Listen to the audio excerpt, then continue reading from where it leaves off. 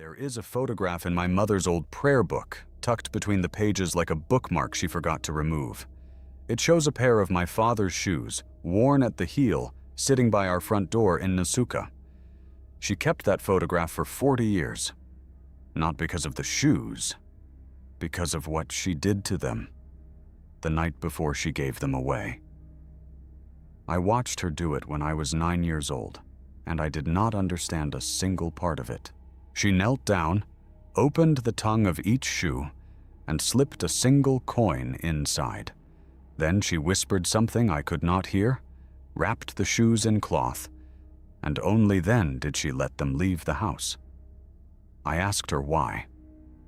She said, "Emeka, you never let something that has walked with you leave empty. Whatever leaves your house carries a piece of you with it.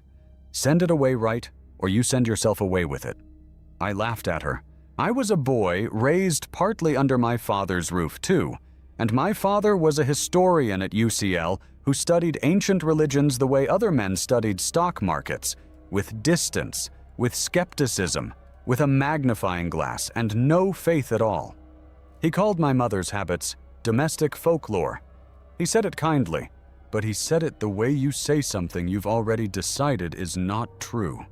It took me 28 years, a library in London, and a manuscript I was never supposed to be alone with, to understand that my mother was not being strange.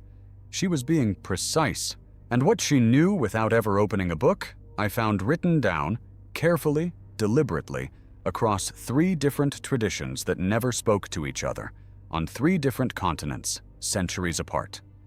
Before I continue, do me one favor. Hit the like button on this video and subscribe to the channel. I say this every time, but this one matters more than most, because what I'm about to walk you through isn't the kind of content most channels are willing to touch. It's the difference between folklore people repeat without understanding and a documented pattern that scholars have quietly confirmed but rarely connect out loud.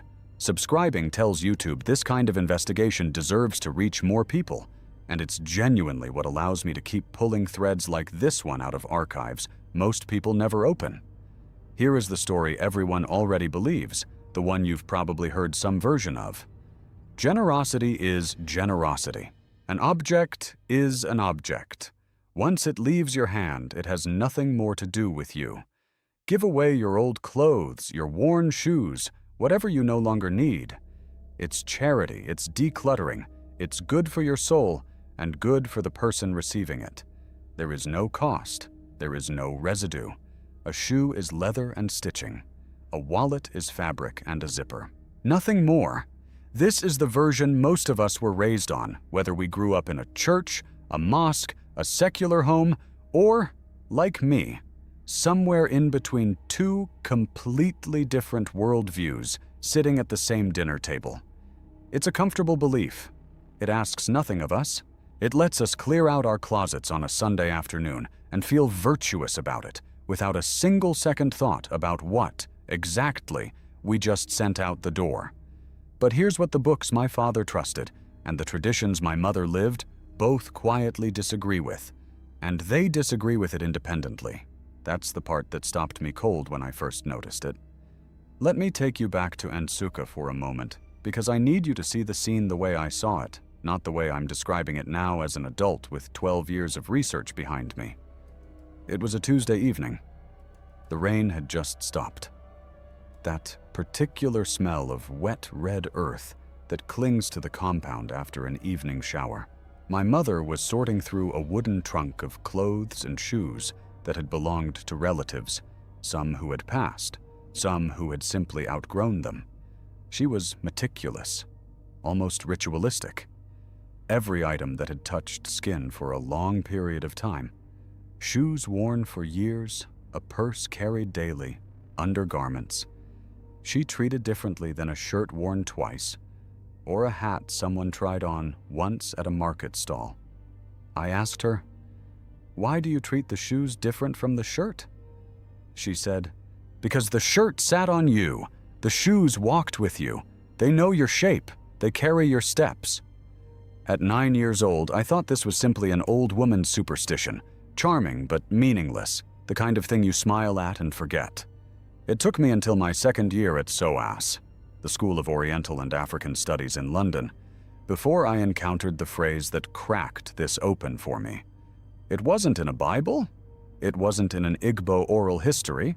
It was in a 19th century study of comparative religion that my professor assigned almost as an afterthought, a footnote to a bigger lecture on ancient magic. The book was The Golden Bough, written by Sir James George Frazer, published in 1890. Frazer spent decades cataloging magical beliefs across hundreds of cultures: Aboriginal Australia, ancient Rome, medieval Europe, West Africa, Polynesia, cultures that, in most cases, had never had any contact with each other.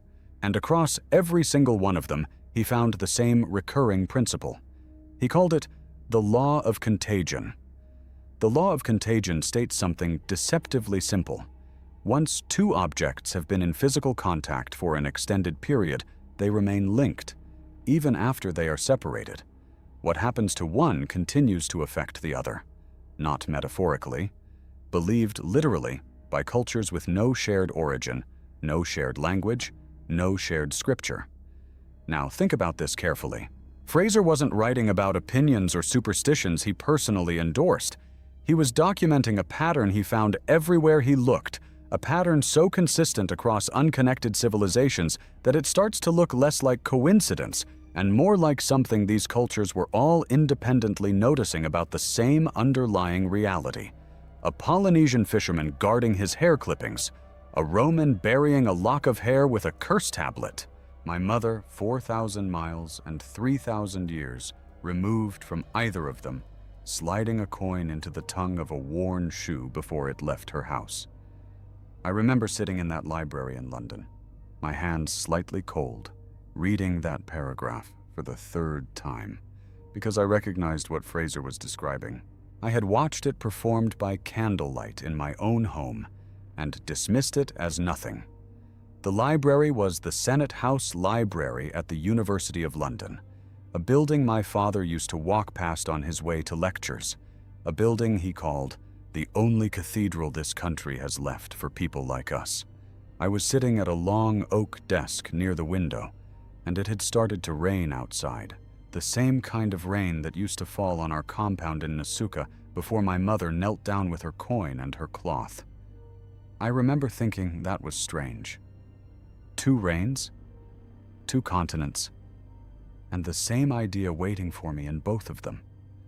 Frazer gave dozens of examples across those pages, and I want to give you 2 of them exactly as he recorded them, because the specificity is what convinced me this wasn't a single culture's invention.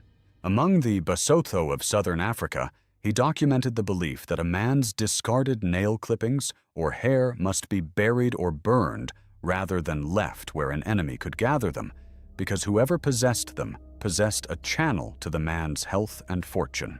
Among certain Melanesian island communities, he recorded fishermen who would not let a stranger touch a net that had caught their food for years because the net had absorbed the fisherman's luck, and luck, once absorbed, could be redirected by whoever next held the object.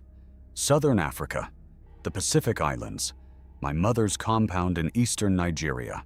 None of these communities had ever exchanged a single word with each other. But here's where the story turns, because a coincidence between one anthropologist's theory and one grandmother's habit proves nothing on its own. What made me stop laughing permanently was what I found next. Not in folklore, in law. Open the book of Exodus, chapter 22, verses 14 and 15. This is not mysticism. This is ancient legal code, part of the same body of law that governs theft, restitution, and property in the Torah. It reads, in essence, that if a man borrows an animal from his neighbor and it is injured or dies while the owner is not present, the borrower owes full restitution. If the owner was present, no restitution is required, because presence itself changes the nature of the responsibility. Read that again, slowly, because most people skim straight past what it's actually implying. These are laws about ownership that go far beyond simple property rights. They describe possessions, animals, tools, personal items, as carrying an unbroken thread of responsibility back to their original owner. one that doesn't simply vanish the moment the object changes hands. The presence or absence of the owner literally alters what happens spiritually and legally to the object. That is not how we think about property today. We think an object is inert. Ancient law treated an object as tethered. This is a legal document written roughly in the 6th century before Christ, codified for a nation of laws, courts, and judges, not campfire folklore. And it is quietly making the exact same claim Frazer found scattered across unrelated cultures 3,000 years later. Ownership creates a bond. That bond does not dissolve the instant you let go of the object. I sat with that for a long time, because if it was only my mother's tradition, I could call it Igbo folk wisdom, beautiful but local. If it was only Frazer's law of contagion, I could call it an anthropological curiosity, interesting but abstract. But when a legal code from the ancient Near East, written for entirely different purposes, quietly assumes the same underlying principle, that's no longer folklore. That's a pattern with legal teeth in 3 unrelated sources. And then I found a 4th. This is the one that made me put the book down and just sit in the silence of that reading room for a while. Christina, a British folklorist, published a survey of English folklore in 1940. In it, she documents something that startled me precisely because of who was documenting it. Not an African village elder, not an ancient Hebrew lawgiver, but a meticulous English researcher writing about English villages. She recorded a widespread historical taboo, one that persisted across rural England for generations. Never give away a worn pair of shoes or personal clothing to a stranger. The belief was explicit. It was feared that a witch, or someone wishing harm, could use an item that had absorbed a person's essence through prolonged contact to work against the original owner, to drain their luck, their prosperity, their well-being. My father's own country, my father's own academic tradition. The same warning my mother acted out in candlelight in Nigeria, recorded by an English scholar studying English villages who had, as far as anyone can tell, never read Frazer's African case studies in the same context, never opened a Talmudic commentary, never heard an Igbo grandmother's instructions about a coin in a shoe. 3 sources, 3 continents, 3 completely different reasons to have never influenced each other, all converging on the exact same object: worn shoes, personal items, prolonged physical contact, and all converging on the same warning: do not send them away without care. I need to pause here and say something, because I know exactly what some of you are thinking right now, and I thought it too, sitting in that library with my father's rational voice in my head. You're thinking, this is just superstition, and once an object leaves your hands, it has nothing to do with you anymore. Energy transfer isn't real. It's pseudoscience dressed up in old stories. I used to believe that completely. Here is what changed my mind, and it did not come from a mystic. It came from a psychologist. In 1986, a researcher named Paul Rozin published a study titled Operation of the Laws of Sympathetic Magic in Disgust and Other Domains. Rozin was not investigating witchcraft. He was investigating disgust, a purely psychological, measurable human response. And what he found, almost by accident, is that modern people, educated people, people who would tell you outright that they don't believe in any of this, still behave as though the law of contagion is literally true. Rosin's experiments showed that people are measurably reluctant to wear a freshly laundered sweater if they're told it once belonged to someone they find morally repugnant. Even after it's been thoroughly washed, even when they intellectually know nothing physical remains, the disgust response was real, measurable, and consistent, regardless of what the subject claimed to believe. Their conscious mind said, "It's just fabric." Their gut said something else entirely. He ran the reverse version of the same test, too, and this is the part that almost nobody quotes when they mention this study. Subjects were offered an object, in some versions a piece of jewelry, in others an ordinary household item, and told it had belonged to someone they admired deeply. a beloved public figure, a person of great personal significance to them. The subjects consistently reported wanting to keep the object, valuing it more highly, treating it as though some of that person's positive qualities had transferred into it through contact. Positive and negative both moved the same way. Contact carried something across, regardless of direction. Rozin called this asymmetry itself part of the evidence. If people were simply being irrational or squeamish, the effect should have looked random. It didn't. It moved in a consistent, predictable direction, depending entirely on who had touched the object last. This is not a mystic making a claim you have to take on faith.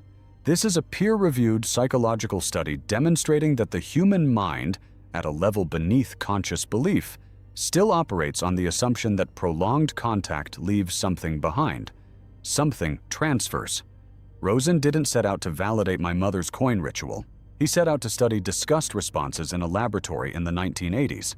And what he proved is that Frazer's law of contagion isn't ancient superstition we've since evolved past. It's still running quietly beneath the surface of every modern mind, including the minds of the people most certain they don't believe in any of it. So here is where the versions collide. The comfortable belief says an object is just an object, disconnected the second it leaves your hand. But an anthropologist cataloging hundreds of unconnected cultures found the opposite belief everywhere he looked. An ancient legal code treated ownership as a persistent bond, not a light switch. A British folklorist recorded the exact same warning about shoes and clothing in villages that never heard of Frazer or the Torah. And a modern psychologist proved, in a controlled academic setting, that this isn't something we grew out of. It's something we still do, unconsciously, every single day. That is not one culture's superstition. That is a pattern documented independently across religion, law, folklore, and psychology. And patterns like that do not happen by accident. Now let me bring you back to my mother's trunk in Nsukka, because this is where the theory becomes practical. And this is where King Solomon's warning actually lives. Not in some dramatic curse, but in three very specific, very ordinary items that most of us have given away without a second thought. The tradition that reaches me through the Ethiopian court records, the Kebra Nagast, the account of Solomon's line and his court, treats the king's personal items with a gravity that seems almost excessive to modern eyes. His rings, his garments, never handed over casually, never surrendered without ceremony, because they were understood to carry his authority and his protection with them. Not because Solomon was vain, because he, like my mother, like Frazer's informants, like the villagers Christina recorded, understood something about prolonged personal contact that we have collectively forgotten. I spent 3 weeks in a monastery library outside Aksum during my research years, in a stone reading room so cold, the monks brought me a blanket before they brought me the manuscript.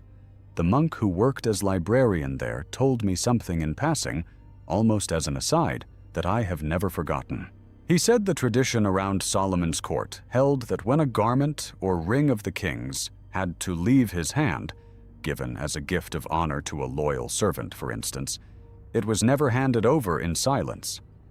A word was spoken over it first, a blessing, a naming, an acknowledgement of where it had been and where it was now going. Handed over in silence, he said, the object become ownerless, untethered, no longer carrying the king's protection, vulnerable to whatever intention the next set of hands brought to it. I sat with that sentence for a long time because it was, almost word for word, what my mother did with a coin and a whisper over a pair of worn shoes in a house 4,000 miles from that monastery.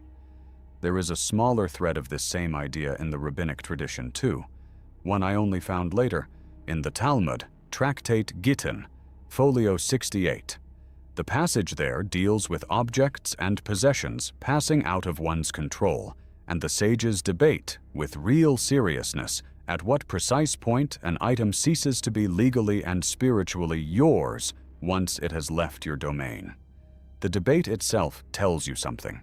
If handing over an object were as simple as the comfortable modern belief suggests, a clean, instant, total transfer with no residue, there would be nothing to debate. Scholars do not spend folios arguing about a question that has an obvious, trivial answer. They argued about it because the boundary was never as clean as we now assume it to be. 3 items. Let me give them to you exactly, because vague warnings are useless, and Solomon's wisdom was never vague. The first, worn shoes, not new shoes still in the box. Those never absorbed your steps. Worn shoes, the ones that have walked with you for months or years, that know the shape of your foot, that carried you through your worst mornings and your best ones. These are precisely what Christina Hull's English villagers feared handing to a stranger. These are precisely what my mother would not release without a coin sealed inside. The second, an empty wallet or purse. Not the money inside it. Solomon's warning and my mother's ritual were never about the cash itself. It's the container, a wallet or purse carried daily against the body for years, is one of the most sustained points of physical contact a person has with any object in their life. Handing it over empty, with no blessing, no coin, no gesture of closure, is, according to this same pattern across cultures, believed to let your prosperity itself walk out the door, still attached to the object, following whoever now carries it. The third, personal undergarments, the item with the most prolonged, most intimate physical contact of anything a person owns. If the law of contagion holds any weight at all, this is where it holds the most. This is the item folklore treats with the most caution across nearly every tradition I have researched, from West Africa to the British Isles, and it is very rarely spoken about directly, which is perhaps why so few people today have ever heard this specific warning at all. Christina Hull's survey records exactly this reluctance among the English villagers she interviewed, a marked, almost embarrassed silence whenever the subject came up, as though even naming the taboo out loud gave it more power. She noted that of the 3 categories of personal item people, were most careful never to let a stranger handle unblessed. Undergarments were the one nobody wanted to discuss directly, even while confirming, when pressed, that the belief was real and taken seriously in their own households. My own grandmother, on my mother's side, would not let such items leave the compound at all if she could help it. Not to charity, not to a market stall, not even to be discarded in the open. They were burned privately, in a small fire behind the house, rather than sent out into the world to circulate among strangers. She never explained why in words. She simply never did it any other way, for as long as anyone in the family could remember. I want to be precise about what this means practically, because Solomon's wisdom was never meant to make anyone afraid of their own closet. It means, before any of these 3 items leaves your hands, take 15 seconds. Hold it, acknowledge, even silently, that it walked with you, sat against you, carried you through something. Speak a small blessing over it, for the person receiving it, and for yourself. If your tradition allows it, place a coin inside a shoe, the way my mother did, the way rural households across 4 continents apparently agreed on without ever comparing notes. That is the entire ritual. 15 seconds of intention standing between careless dispersal and conscious generosity. Now, I need to stop and say something important, because I can already hear the objection forming, and it's a fair one. Some of you are thinking, this sounds like an excuse to be stingy, an excuse to hoard, to hesitate before helping someone in need, dressed up in old superstition. That is not what this is, and I want to be completely clear about that, because Solomon's warning was never against giving. My mother gave away those shoes. She gave away that trunk full of clothes to families who needed them far more than we did. She was, by every measure, one of the most generous women I have ever known. The warning was never do not give. The warning was do not give carelessly. There is a difference between generosity and dispersal. Generosity is conscious, it is deliberate, it carries intention. Dispersal is what happens when we empty a closet on a Sunday afternoon without a single thought, because we've been taught that objects are simply objects, and giving is simply giving, full stop, no further consideration required. The ritual, the coin in the shoe, a spoken blessing, a moment of intention before the item crosses the threshold, was never about withholding generosity. It was about giving with your eyes open. My mother's coin was not payment. It was not a fee for charity. It was a closing of the loop, a way of saying, "This has walked with me, and I release it whole, deliberately, with a blessing rather than an absence." Exodus 22 is not an argument against lending or giving. Ancient Israelite law required generosity toward the poor as an obligation, not an option, but it paired that obligation with responsibility and intention, restitution, presence, care. The two ideas were never in conflict. They were always meant to sit together. Give freely. Give consciously. I think about my mother's coin now, and I understand it completely differently than I did as a 9-year-old boy rolling his eyes at superstition. She was not protecting her wealth by withholding it. She was protecting it by sending it out the door with intention attached, rather than releasing it into the world as an unconscious, unmarked, ownerless thing that could attach itself to whoever picked it up next, for better or for worse. A woman wrote to me a few weeks ago, describing something I recognized instantly. She said she'd spent one entire weekend clearing out her wardrobe. Years of clothes, old shoes, bags she no longer used, and donated all of it in a single afternoon, feeling lighter, feeling accomplished, for about a day. And then, she said, something shifted. She felt as though a piece of her identity had simply gone missing, and she couldn't explain why, couldn't name the feeling, only that it felt like loss rather than relief. She didn't have a word for what she was describing. I did.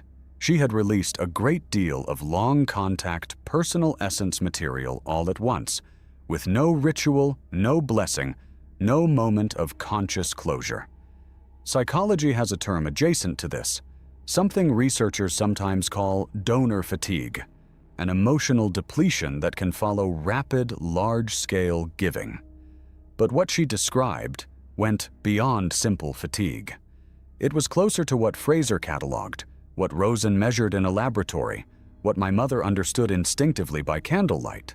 She gave without ceremony, and some part of her, the part beneath conscious belief, the same part Rozin found in his experiment subjects, registered it as a loss of self, not merely a loss of possessions.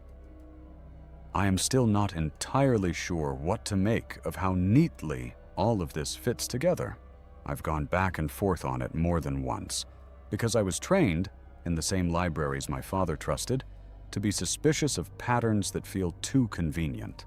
But 4 independent sources, an anthropologist working across hundreds of unconnected cultures, an ancient legal code drafted for court judges, a British folklorist recording villages that never spoke to Nigeria or Israel, and a modern psychologist running controlled experiments in a lab.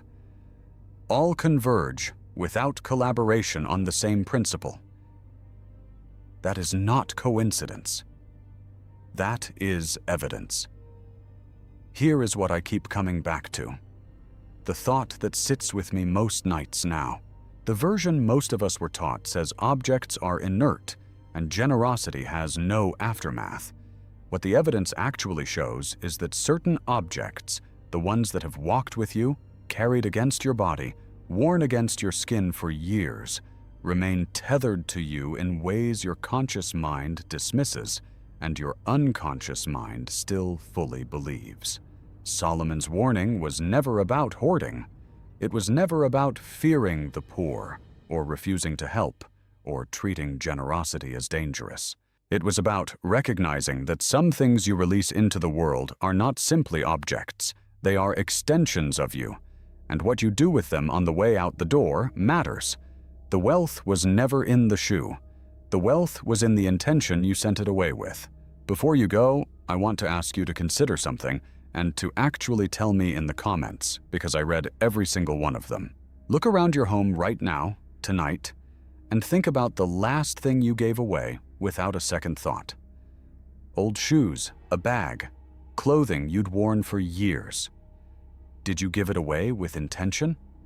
Or did it simply leave, unmarked, the way most of us have always assumed objects are supposed to leave? I want you to write it in the comments below. Tell me what it was, and tell me honestly whether you'd ever heard anything like this before you watched this video. The coin in the shoe, the law of contagion, the shoes recorded in English folklore right alongside my mother's ritual in Nigeria. I want to know if your grandmother, your own family, had a version of this too, because I am starting to believe this pattern reaches far further than the 4 sources I've shown you tonight, and I would like to hear where else it shows up. And if tonight's investigation meant something to you, if you've never had anyone connect Frazer to Exodus, to an English folklorist, to a modern psychology lab in 11 minutes before, consider leaving a super thanks on this video. I say this rarely, and I mean it every time I do.